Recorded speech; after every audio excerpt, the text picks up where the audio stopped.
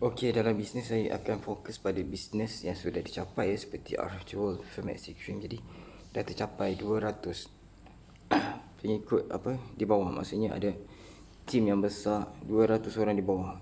Maksudnya saya perlu lengkapkan tugasan saya untuk 400 orang. Dan saya akan dapat lebih kurang 40k ke atas jika bulan ini saya lengkapkan. And then kalau tak sampai bulan ni, bulan depan boleh dibawa ke hadapan. Kita dapat juga 40k tu dibawa lagi sampai sukses complete 400 orang.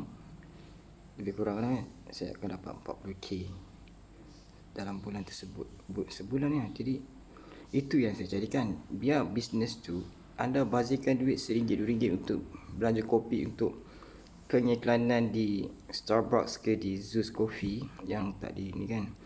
Lepas tu anda akan dapat hasil yang besar. Maksudnya anda ada modal yang besar untuk mencari lebih ramai clients lagi. Jadi bisnes anda growing, yeah. Think and grow rich. Maksudnya berfikir dan menjadi kaya. You kena berfikir. Maksudnya alat tools untuk kaya ni berfikir. Kalau kita tidak berfikir, dia tak menjadi sangat tau. You akan jadi macam you work hard and then you never get it. Apa-apa walaupun you work hard, you never get it. Because you bayar bil apa semua, you never get it untuk you punya life. Life di sini maksudnya lifestyles. Lifestyle tu maksudnya you, apa yang you nak, you pergi hotel ke, mandi kat Sunway ke, you pergi taman tema ke, you pergi Legoland ke. Jadi kalau anda tak sukses ataupun anda tak dapat life, kata anda bayar bil apa semua tu, itu cukup makan. Maksudnya semua orang cukup makan. Kadang-kadang tak cukup pun. Jadi untuk melengkapkan tak cukup tu menjadi cukup, dan seterusnya ada lebihan untuk you pergi honeymoon untuk diri sendiri lah, bukan untuk berdua, untuk honeymoon diri sendiri. And then itu baru lifestyles. Bukan lifestyle macam bergaya nak belagak, bukan. You punya lifestyle tu maksudnya you nak tenangkan hati you. Reward tu diri sendiri. Maksudnya you kerja, you tak ada penghasilan pun walaupun you kerja. Habis RM1,800 you kat situ, RM5,000 you kat situ, RM10,000 you kat situ je. Dan anak-anak, memang kewajipan kita anak-anak. Kalau yang mana tak cukup tu, kalau kewajipan dia RM10,000, dia dapat 1k, jadi you kena buat lebih. Sebenarnya buat dulu. Nanti rezeki tu Allah Ta'ala yang akan bagi. Ramai yang tak tahu macam tu.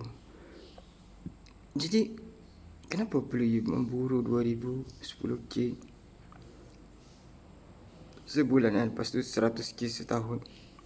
You tak dapat sesuatu untuk developmentkan. Maksudnya untuk dibangunkan diri anda sendiri. Anda tak bangunkan untuk skill-skill anda seperti bercakap, speaker, talk aktif. Maksudnya you kena buat macam talk show host, like that. And then itu skills yang berguna sepanjang zaman. Dia tak boleh dikalahkan oleh AI, sebab you pakai minda, akal, budi bicara, hati. Sebab AI tak ada hati, budi bicara dan akal. Dia hanya tahu memory. Memory ni kalau main chess, kalau memory chess tu, AI tu tak ada memory tu, dia tak akan tahu itu ialah jalan langkah. Akan checkmate kan dia. Dia tak akan tahu walaupun dia cuba try and error.